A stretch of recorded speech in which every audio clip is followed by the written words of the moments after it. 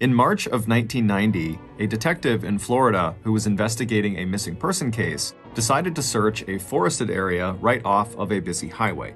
This forest had been searched before, but this detective just had a hunch that something could still be in there. And so he stepped into the thick rows of trees and began walking deeper into the forest.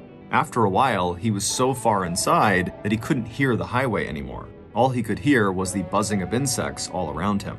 At some point, the area in front of him became so thick, he didn't know if he could physically get through it, but he decided he would try to push just a little bit further. And after only a few minutes, he reached a clearing, and there was something big in the middle of it. But before we get into today's story, if you're a fan of the strange, dark, and mysterious delivered in story format, then you've come to the right podcast because that's all we do, and we upload twice a week, once on Monday and once on Thursday.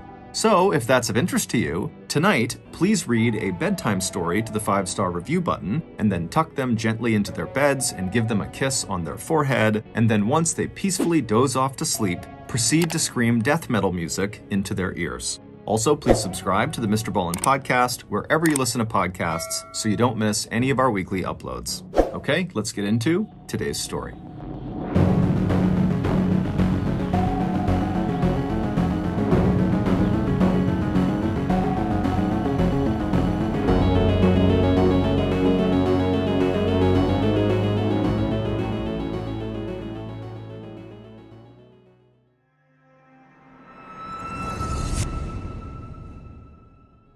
When I first joined the military, I went through a really challenging training course. Like physically and mentally and emotionally, it was just brutal, and it was super long. It took 6 months. But we always got the weekends off. And I remember, even though I would be so exhausted on Friday nights when I got back to my apartment that I shared with my wife, I would still stay up till like 3 in the morning. And then the next day, Saturday night, I would just do it again.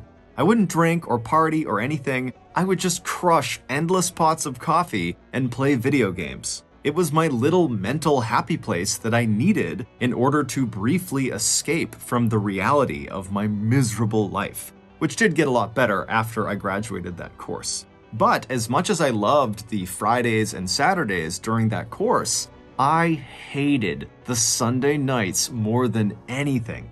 I would just lay in bed dreading how horrible the next day and the next week was going to be. It was terrible.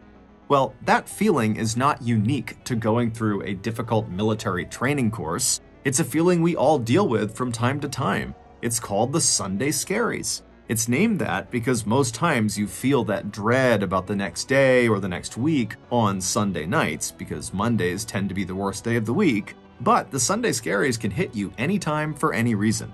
But now there is a way to make your Sunday Scaries disappear. And that's with Sunday Scaries Vitamin Boosted CBD Gummies.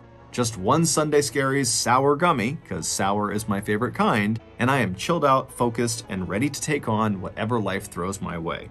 2022 is all about self-love and taking better care of myself. So whether I need to take the edge off, calm my racing mind, sleep better, or just chill, Sunday Scaries CBD Gummies are the answer. Look, we all have the right to live scare-free. Let me save you with my 25% discount. Visit sundayscaries.com and use my promo code MrBallen for your discount. That's promo code MrBallen for 25% off at sundayscaries.com.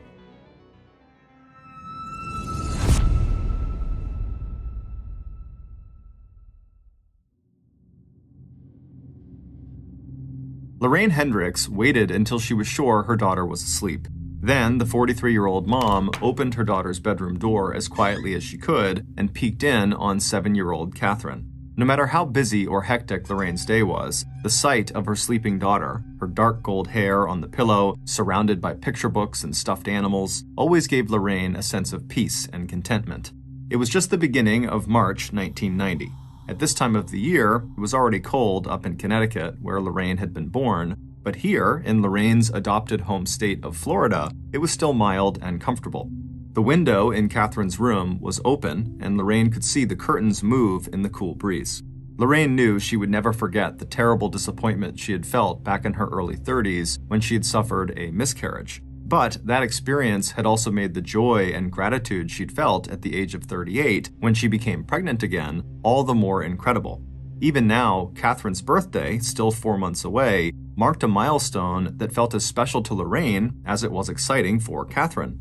In the glow from the hallway light overhead, Lorraine could see the dark line of Catherine's eyelashes and hear the gentle sound of her breathing. With a final whispered "good night," Lorraine pulled her daughter's door closed as quietly as she had opened it just a minute or two earlier. And as she did, Lorraine felt a pang of regret about her weekend plans. It was Saturday evening, March 3rd, and tomorrow, Lorraine would begin a 7-hour road trip south from her home here in Jacksonville to Fort Lauderdale. That was the big drawback to traveling. Lorraine would miss putting Catherine to bed tomorrow night, and she would probably be driving into the evening on Monday night as well. Then again, Lorraine thought, she'd been lucky. Starting right after Catherine was born, and with the support of her husband Rick, Lorraine had been able to take a 6-year break from her own work in public relations and marketing so she could stay home with Catherine until their daughter was old enough to start school. And during those years, Lorraine had been able to teach Catherine to speak not only English, but a smattering of French and Spanish, as well as fluent Polish, the language that Lorraine herself had learned from her parents, Frank and Jody Dombrowski. Having a baby had also added to Lorraine's pleasure in physical activity.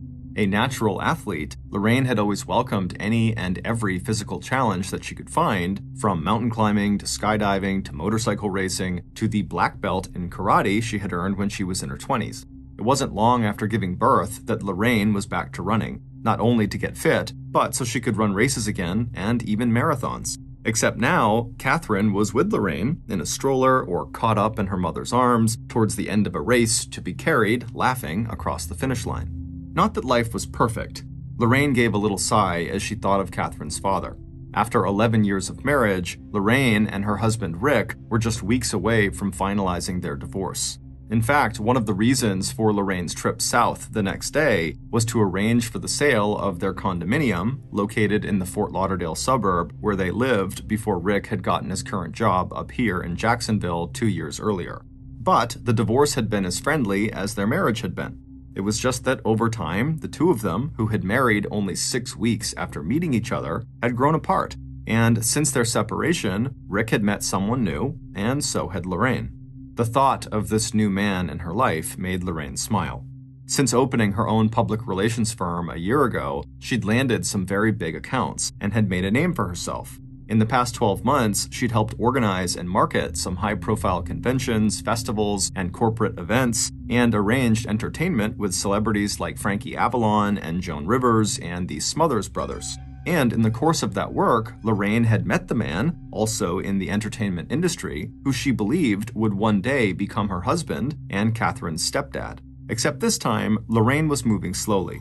Neither of them felt any need to rush, and right now, they were just enjoying whatever time together they could carve out of their busy schedules. Not that either love or business would squeeze out the other activities in Lorraine's life and in the life she wanted to build for her daughter. Lorraine had always followed her own mother's example, taking time to give back to her community. And Lorraine, also a devout Catholic like her mother, had done just that. Whether it was teaching Spanish language classes at church, or the time she'd spent years ago running self-defense courses for women, or rescuing stray or abused animals. Above all, Lorraine was a people person.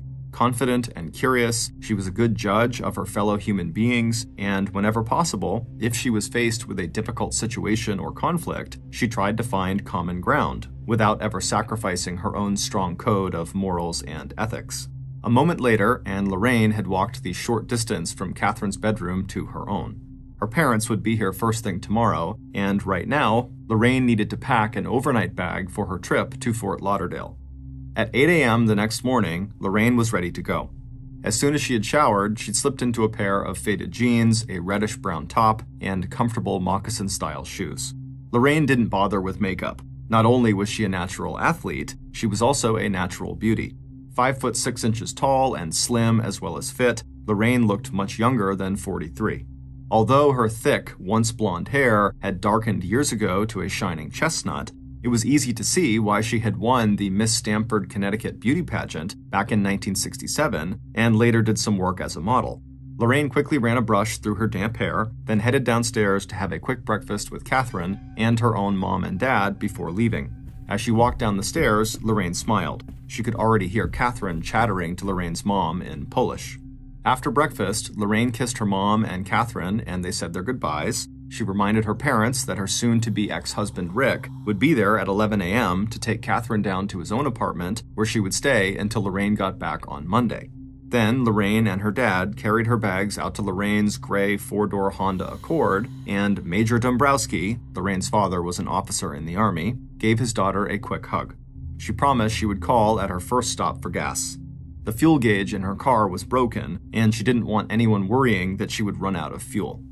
After slipping into the driver's seat, Lorraine started the car and glanced over at the passenger seat just to make sure she had her headphones handy and her tape deck queued up to her favorite music.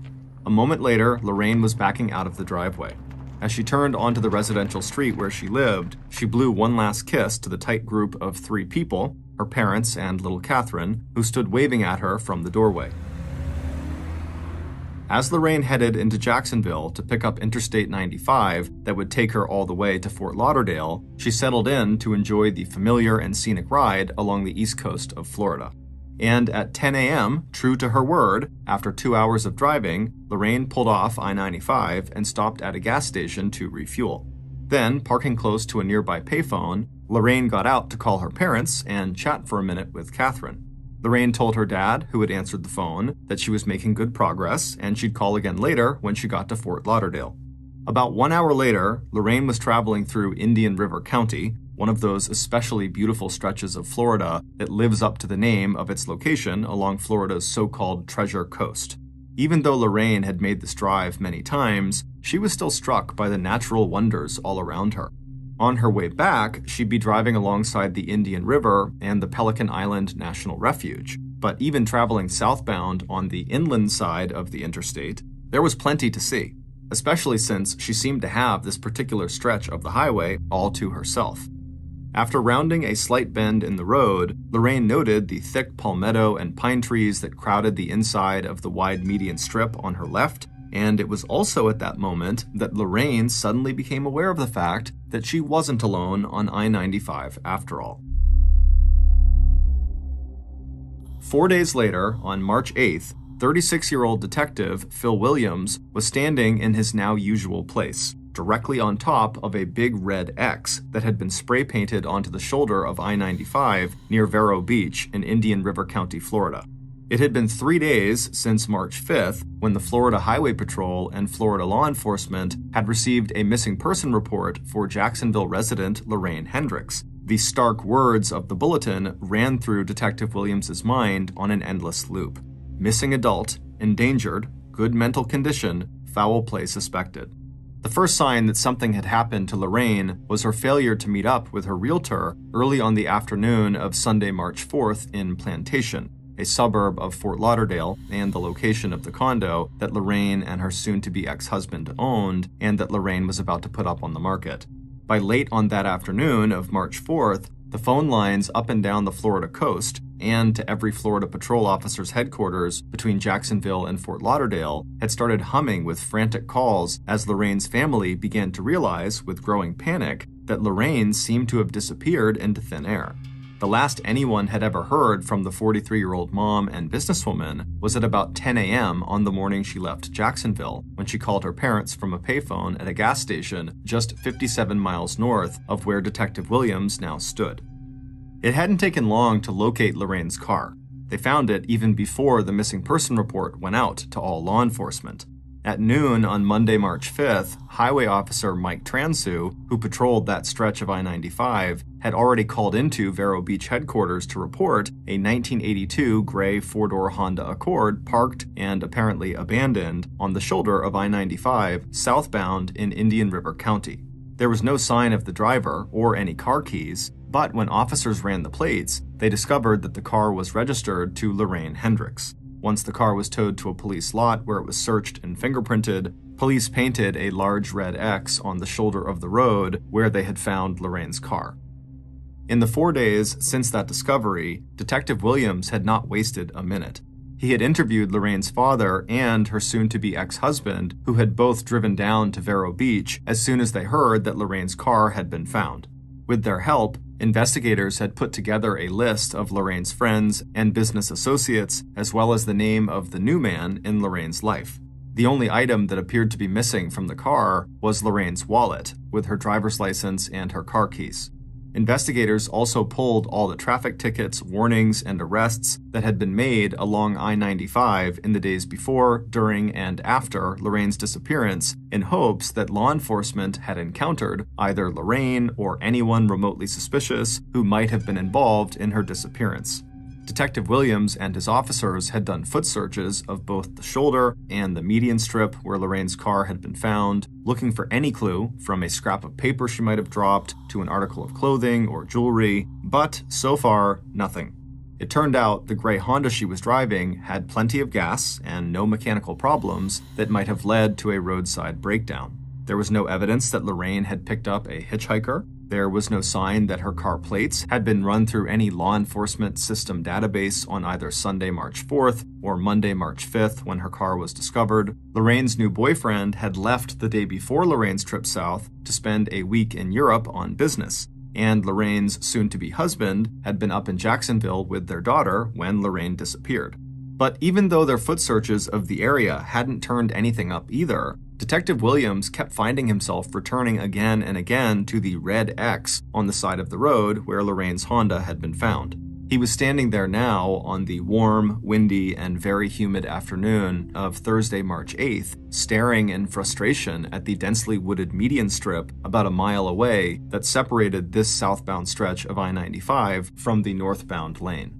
Earlier that day, Detective Williams had ordered another intensive search of that area, first with helicopters and then with a large team of all area law enforcement who had done a step-by-step search of the whole 3-mile-long, 300-yard-wide stretch of grass and pine and palmetto trees. But the helicopters had peeled away with nothing to report. From the sky, it was almost impossible to see through the thick canopy of trees, and law enforcement officers on the ground had emerged from their foot search sweaty, bug-bitten, and empty-handed as well. But Detective Williams still wasn't satisfied. He was developing a theory that Lorraine must have been the victim of a random sex crime, that someone had been able to lure her out of her car, maybe pretending to have car trouble and flagging her down to help, and it looked to the veteran detective that the median strip with the big forest was the most likely place to commit a rape and then maybe a murder. Before going back to headquarters, he decided that he'd make one more foot search of the median forest himself. But before crossing the interstate to join his partner, Larry Smetzer, Detective Williams was joined by the 2 patrol officers who worked this stretch of I-95. Mike Transu, who had found Lorraine's car 4 days earlier, and Tim Harris, a canine officer whose highly trained German Shepherd was sitting at attention in Tim's nearby cruiser. Detective Williams knew from the hours he'd spent looking at recent traffic tickets that Tim had been processing an arrest at the time of Lorraine's suspected disappearance. But he still asked both officers if there was anything new they might have remembered about their Sunday, March 4th shifts along this stretch of road. Both officers shook their heads, but Tim offered to use his dog, Shadow, to help with the foot search of the forest median later that evening when the wind had settled so any scent would be close to the ground. But Detective Williams, who was a stocky man with a mustache and an easy manner, decided he did not want to wait that long, and so after the 2 police officers had left, he and his partner, Detective Smetzer, found themselves wading into the thickest and darkest part of the median forest, where they decided to split up so they could search in 2 different directions. Even though they were actually close to one of the most heavily used interstates in the country, as Detective Williams worked his way into a stand of pine and palmetto trees, it was like he'd entered a different world. Despite the Florida sun, it was dark in there, and the sound from the road was so muffled that all he could hear was the nearby buzzing of insects. The only thing that seemed to penetrate the wooded area was the wind, and the detective wondered if Officer Tim Harris might have been right. Even a well-trained dog might not be able to pick up a scent. But then Detective Williams felt a shiver of unease as he pushed even deeper into the stand of pine, and that's when he smelled it, a very faint odor of decomposition. Peering ahead in the gloom, he could just make out a slight mound of dead grass and pine needles leading right up to the trunk of a twisted pine tree. And at the end of the mound nearest to him, Detective Williams could also just make out what looked like a wig made of brown hair. Except it wasn't a wig. It was Lorraine Hendricks' actual hair. It would turn out that sometime during the 4 days since Lorraine had been murdered inside of that median forest, some small animal had peeled away her scalp and dragged it about 3 feet away from where the rest of her body now lay, nude, violated, strangled, and beaten under that pile of vegetation. A minute later, and Detective Williams had stumbled back out of the stand of trees into the narrow cut-through that highway troopers sometimes used to make a U-turn through the median strip. Meeting up with his fellow investigator who had been drawn back from his own search by the sound of shouting and breaking sticks, Detective Williams told his partner, "We can call off the search. She's in there, and she's dead."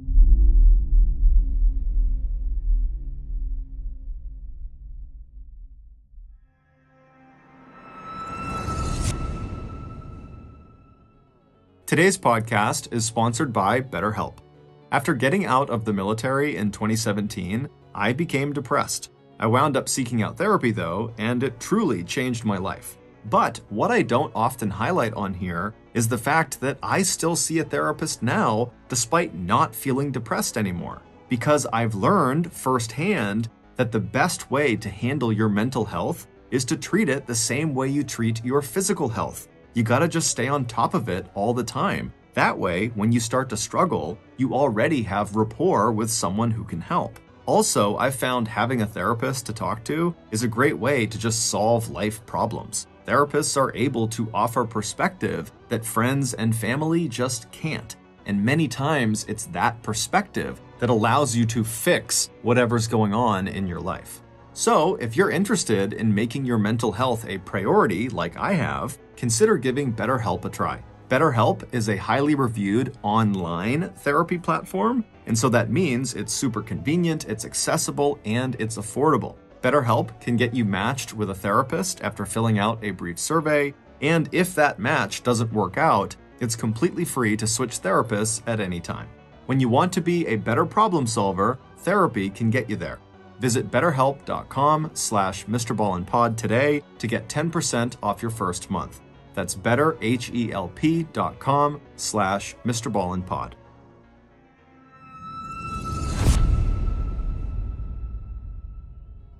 I don't know if you guys know this, but back before I was MrBallen, I was actually a 4-time world champion dingo kickboxer.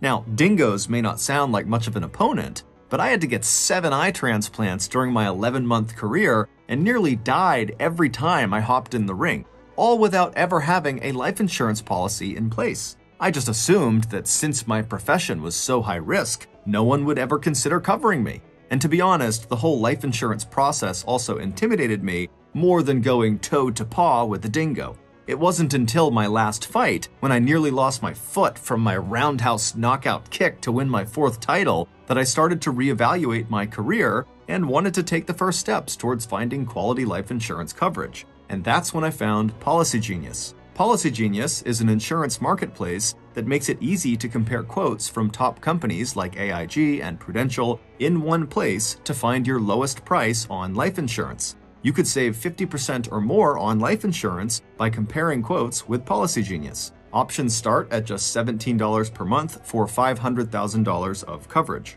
Just click the link in the description or head to policygenius.com/MrBallen to get personalized quotes in minutes and find the right policy for your needs. The licensed agents at Policy Genius work for you, not the insurance companies. They're on hand throughout the entire process to help you understand your options so you can make decisions with confidence. Policy Genius never adds on extra fees, and all of your personal info is private. Policy Genius will never sell your details to pesky third parties. Head to policygenius.com/MrBallen to get your free insurance quotes and see how much you could save.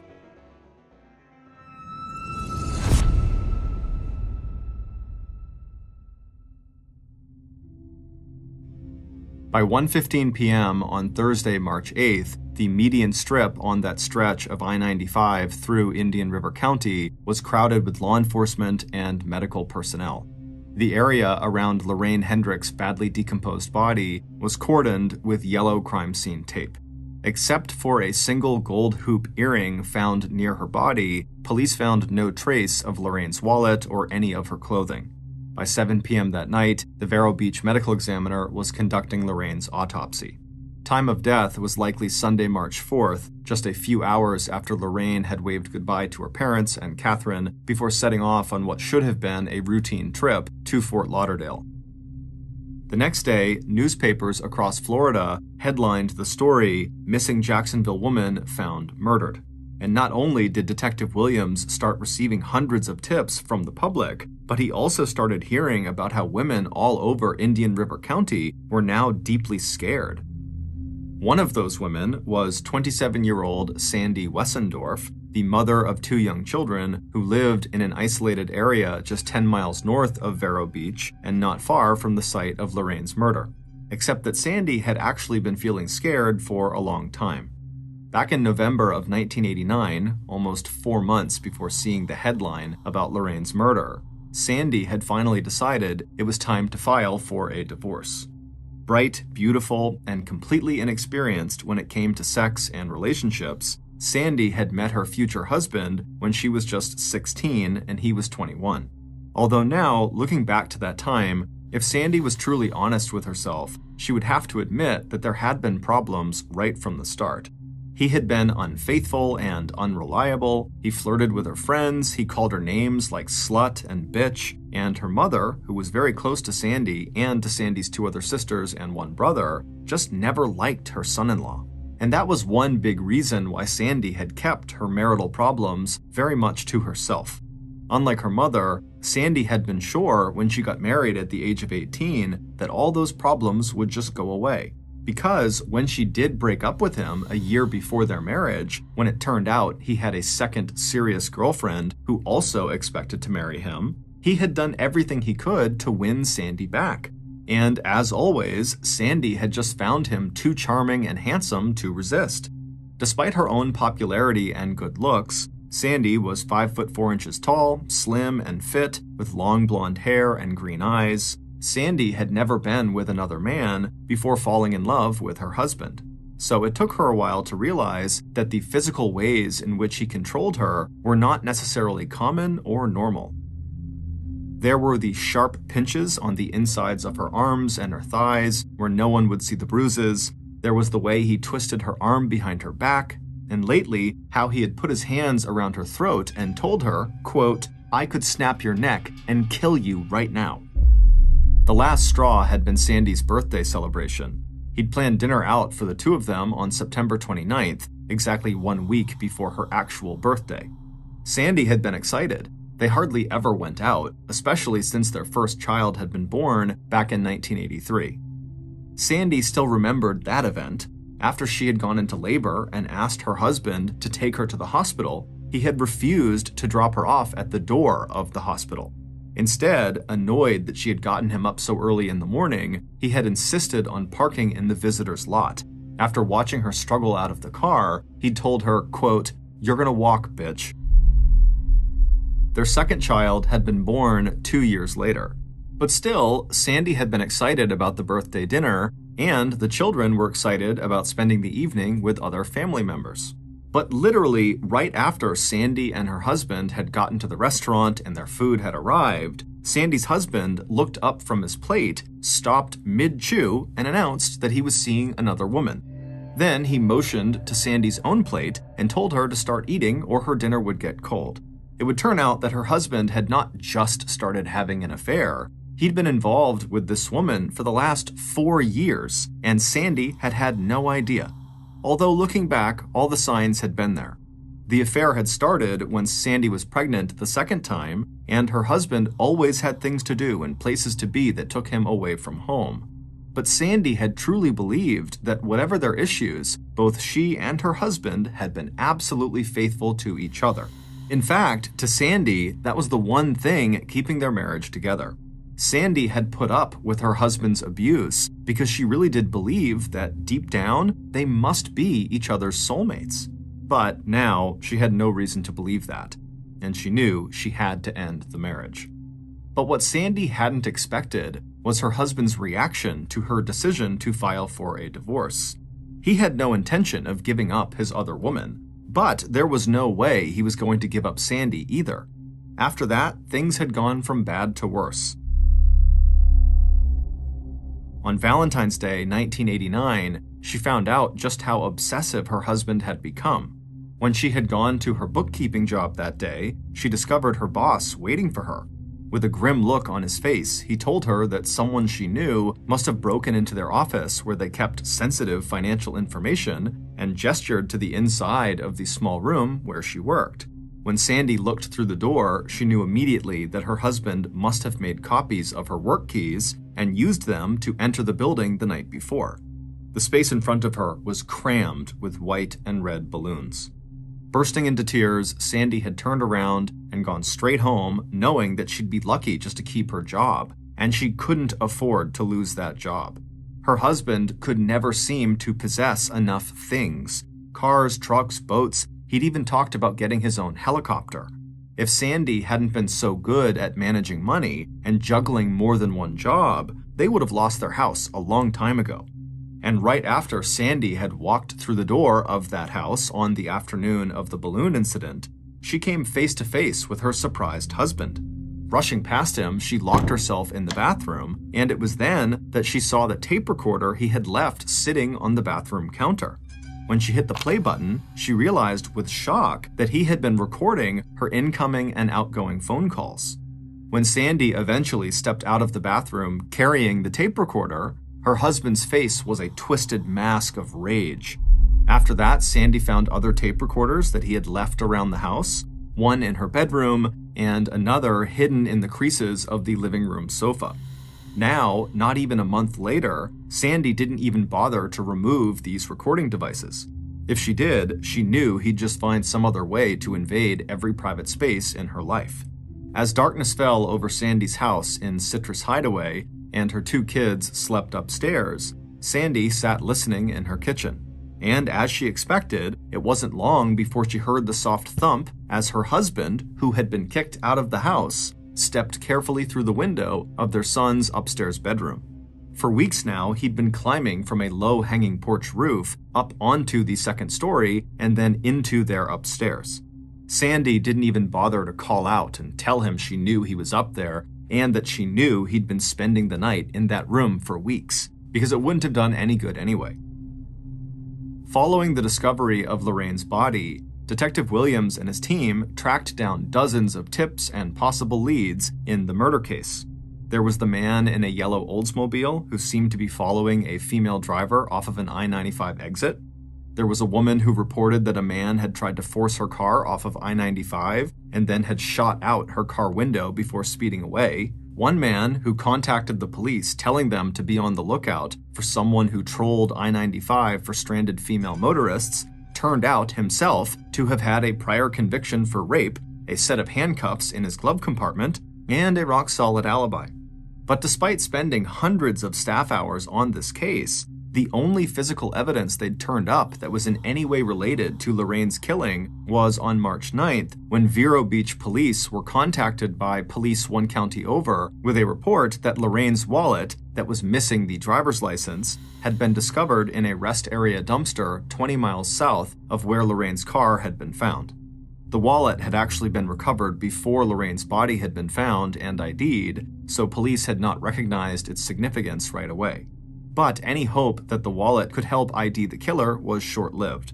Whoever had dumped it at the rest area had also wiped it completely clean of fingerprints. Even as investigators and law enforcement from the police, sheriff's department, and the Florida Highway Patrol joined forces to move the investigation along, Detective Williams was also looking for any information on recent homicides that looked at all similar to Lorraine's murder and suspected rape. But despite his best efforts, he just could not catch a break in this case.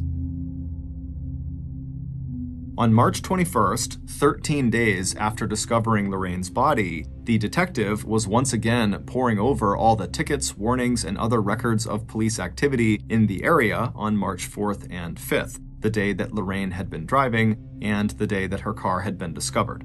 It was during this second review that Detective Williams noticed a detail that he had overlooked the first time around. Staring down at the piece of paper on his desk, Detective Williams picked up the phone and made a quick call that would correct his earlier mistake. After hanging up the phone, he slid that particular piece of paper out of the pile. What he had just found out didn't necessarily change anything, but it might be worth following up on later. Meanwhile, in the white stucco house on its lonely acre in Citrus Hideaway, things for Sandy were only getting worse. Her continuing refusal to withdraw the notice for divorce that she had filed in late November had made her husband more and more angry.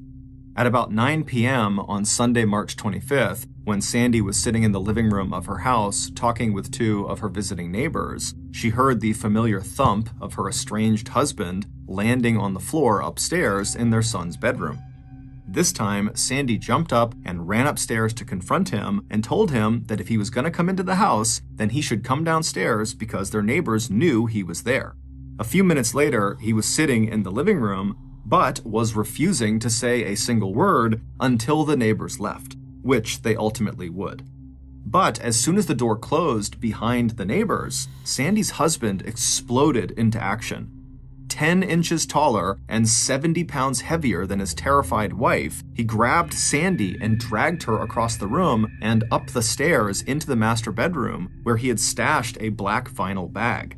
Reaching in through the open zipper, he pulled out a pair of handcuffs and then turned out the light. Before Sandy could grasp what was happening, he snapped one of the cuffs around her wrist. The click of the lock sent a rush of adrenaline coursing through Sandy's body, and before he could snap the other cuff onto her other wrist, she kicked out her legs from under her and brought both of them falling to the floor. Their 10-minute struggle ended as her husband knew it would, with him gaining control over her. Sandy had managed to keep her husband from putting the other cuff on her other wrist, but when he couldn't cuff her, he had just given up the idea and climbed directly onto her chest, pinning her down with one leg on either side of her. And with her under him, unable to move, he had reached into his black bag and pulled out a gun and pointed it at the side of her head. And then clenching his other hand into a fist, he started beating the carpet right next to the other side of her face. Then he stopped and said, "You are going to take me back." But Sandy, in an act of defiance, shook her head, no. Furious, her husband began hitting the floor next to her head even harder and told her with a menacing look that he was going to do this to her face if she didn't do what he said. And it was at that point that Sandy knew she was not just facing rape or injury, she was facing death. Her husband was going to kill her if she didn't agree to take him back. And so Sandy, who could barely breathe with the weight of her husband on top of her, told herself to stay calm, and then she said, "Okay, I'll take you back." And then, in a rush, she continued in a quiet and soothing voice, telling him that tomorrow they would have a little ceremony, just the two of them, and they would put their wedding rings back on and renew their marriage vows, and he could let her get up now and take off the handcuff and go back downstairs so they wouldn't scare the kids, and so she could get a drink of water.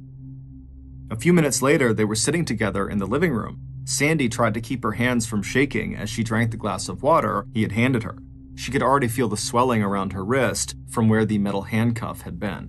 Suddenly, her husband stood up from his seat on the sofa. Without saying a word, he started to pull off his shirt and then unzip his corduroy jeans. Sandy turned her head away, feeling her whole body tense in fear and revulsion at the sound of that zipper. But when she looked back at her husband, the air suddenly seemed to be sucked out of her lungs, because the man staring back at her with dark, hungry eyes was wearing a pair of women's tan pantyhose and women's black lace underwear with a sheer panel in front. 2 days later, on March 26th, Detective Williams got several new pieces of information that would eventually break the stalled investigation into the murder of Lorraine Hendricks wide open. Sitting at his desk that Monday morning, the detective pulled out that piece of paper he had set aside 5 days earlier. It was a traffic ticket about a warning someone had been given. He read the information on it again and tracked down the phone number of the driver who had been given the warning on the morning of Sunday, March 4th, while driving over the speed limit on I-95 through Indian River County. Then he picked up the phone and placed a call. Later that same day, Detective Williams got a report about a domestic violence complaint that had been filed the day before at the nearby Sebastian Police Headquarters. That evening, Detective Williams picked up the phone and made several more calls.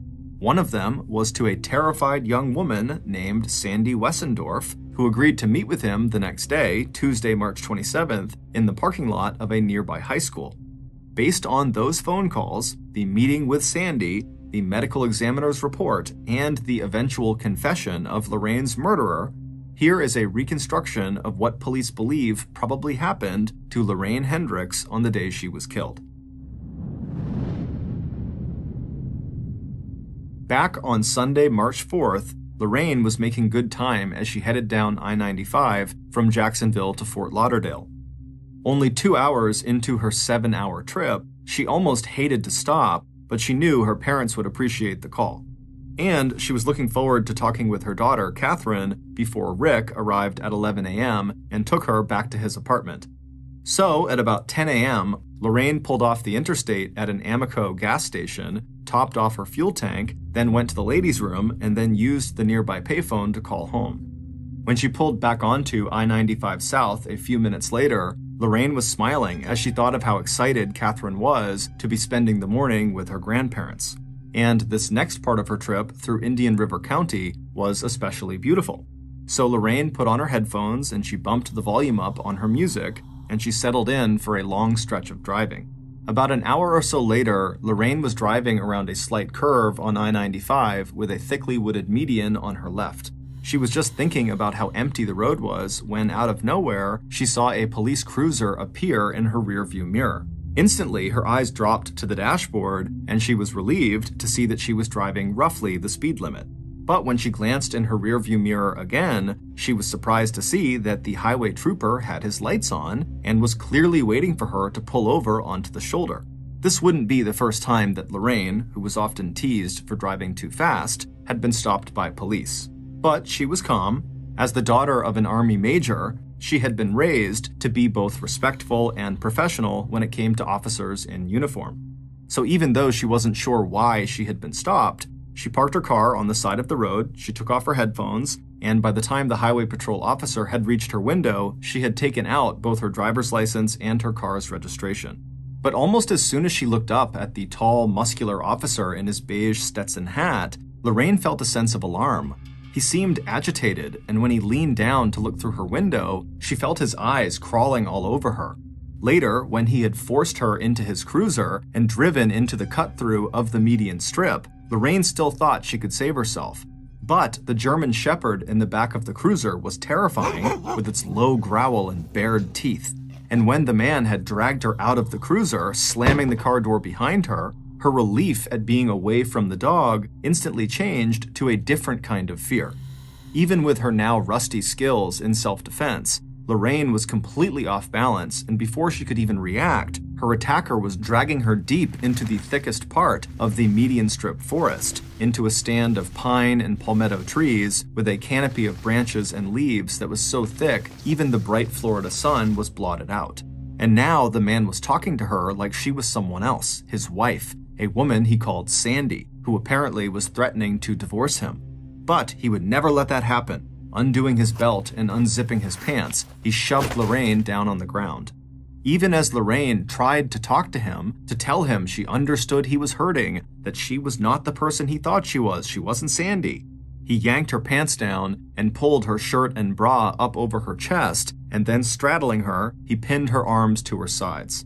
When he was finished, he turned Lorraine over one more time so her battered face was pressed into the ground. Then he placed her underwear around her neck and pulled it tight. But it was the heavy force of his hands pressing down on her and breaking her slender neck that would finally kill her. When Lorraine was dead, 32-year-old Highway Patrol Officer Tim Harris, the same Tim Harris who had offered to have his dog search the median forest for Detective Williams, stripped off the rest of Lorraine's clothes and dragged her injured body even deeper into the trees. Then he arranged Lorraine's body so she lay face down with her legs spread out around either side of a tree trunk in a sexually suggestive position. Gathering her clothes and every possible piece of evidence of the crime he had just committed, Tim covered Lorraine's body with dead grass and leaves and then returned to his police cruiser. He would toss Lorraine's wallet at a rest area 20 miles south. The only thing Tim missed taking with him was the gold hoop earring that police would later find not far from Lorraine's badly decomposed body. It would turn out that on March 21st, when Detective Williams was reviewing the records of tickets, warnings, and arrests that had been issued on March 4th, he realized that Highway Patrol Officer Tim Harris was not the officer who had been processing an arrest that Sunday morning at about 11:30 a.m. Instead, it had been Officer Mike Transu who had been processing that arrest using a serial number that had only recently been transferred from Tim to Mike, which meant that Tim Harris did not have an alibi for the morning of Lorraine's murder. With that in mind, Detective Williams took a second look at a warning that had also been issued that morning to a motorist at 10:48 a.m. Now that he knew Tim Harris's new serial number, the detective realized that that warning had been issued by Tim Harris. When Detective Williams called the driver who got this warning, he spoke to a young woman who insisted that she had not been speeding when she was pulled over at almost the exact same location where Lorraine's car had been found the next day. The driver also said that the highway patrol officer who stopped her had also told her to get out of her car and walk backwards towards his vehicle. Since the driver was almost 8 months pregnant, the request, which seemed totally unnecessary and even creepy to start with, was also totally inconvenient.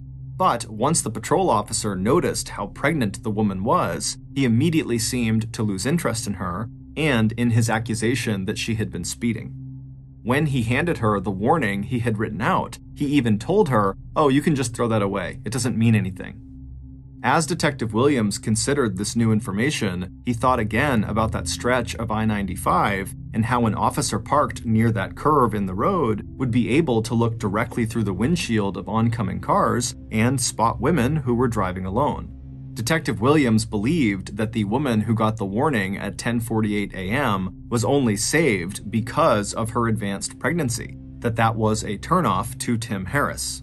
And then after the pregnant woman had gotten back in her car and left, the next solo woman driving around that curve was Lorraine Hendricks, and she would not be so lucky. Digging deep into Tim's employment records, investigators would later find that he had been forced to resign from his first job with a tiny police force in Melbourne, Florida, after complaints that he sometimes refused to give women their licenses back, forcing them to come to the station later to meet alone with him. It was also rumored that he would offer to tear up a ticket or traffic violation in exchange for sex. But it wasn't until March 26th, when Detective Williams saw the charge of domestic assault that Tim's estranged wife, Sandy, had filed against her husband, that the investigator felt he had the leverage he needed to press Tim about his possible involvement in Lorraine's murder. On March 27th, Detective Williams met with Sandy, whose maiden name was Wessendorf, in the high school parking lot. After Tim's attack on her 2 nights earlier, she had taken her 2 kids to her sister and brother-in-law's house for protection. After Tim had stripped off his clothes to reveal the women's lingerie he was wearing, Sandy had somehow been able to persuade him that they should wait to have sex until the next day after they renewed their wedding vows. Sandy's brother-in-law, who was also a police officer, had told Sandy that she had to go to the police and that he would protect her. So the next day, on March 26th, Sandy, with her brother-in-law Don Dappin at her side, filed an assault charge and restraining order against Tim Harris. Don Dappin then made sure that Detective Williams and Tim's commanding officer were both aware of the domestic violence charge, and then Don himself provided around-the-clock protection for Sandy and her kids.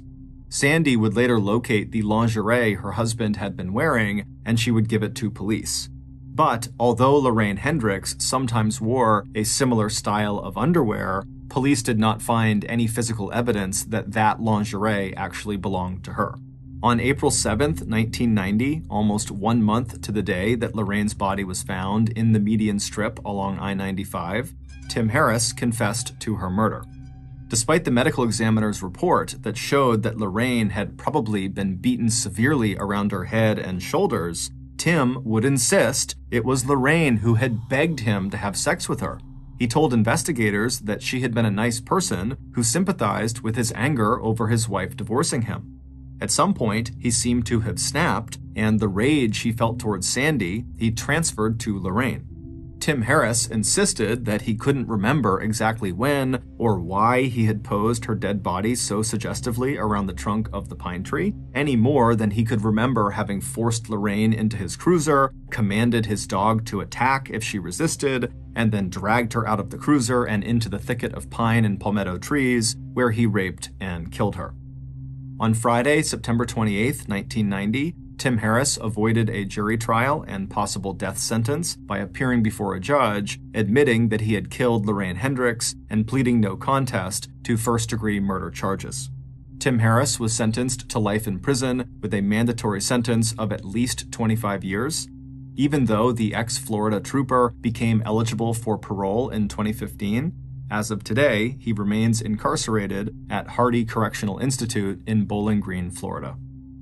Thank you to crime writer Anne Rule, whose 1994 book, titled You Belong to Me, was our major source of information for writing this podcast. Thank you for listening to the MrBallen podcast. If you got something out of this episode and you haven't done this already, please read a bedtime story to the 5-star review button and then tuck them gently into their beds and give them a kiss on their forehead, and then once they peacefully doze off to sleep, proceed to scream death metal music directly into their ears. Also, please subscribe to the MrBallen podcast on YouTube, Spotify, Apple Podcasts, Amazon, Google, and anywhere else you get your podcasts. This podcast airs every Monday and Thursday morning, but in the meantime, you can always watch one of the hundreds of stories we have posted on our main YouTube channel, which is just called MrBallen. We now have a registered 501c3 charitable organization called the MrBallen Foundation that makes it as easy as possible for you to join me, my family, and my team in supporting those whose lives have been most impacted by violent and heinous crimes. Monthly donors to the MrBallen Foundation Honor Them Society will receive free gifts and exclusive invites to special live events. But the real reward is helping to create a new ending to the story for victims of violent crime. Go to MrBallen.Foundation and click Get Involved to join the Honor Them Society today. If you want to get in touch with me, please follow me on any major social media platform and then send me a direct message. My username is just @MrBallen, and I really do read the majority of my DMs. Lastly, we have some really cool merchandise, so head on over to shopmrballen.com to have a look. So that's going to do it. I really appreciate your support. Until next time, see ya.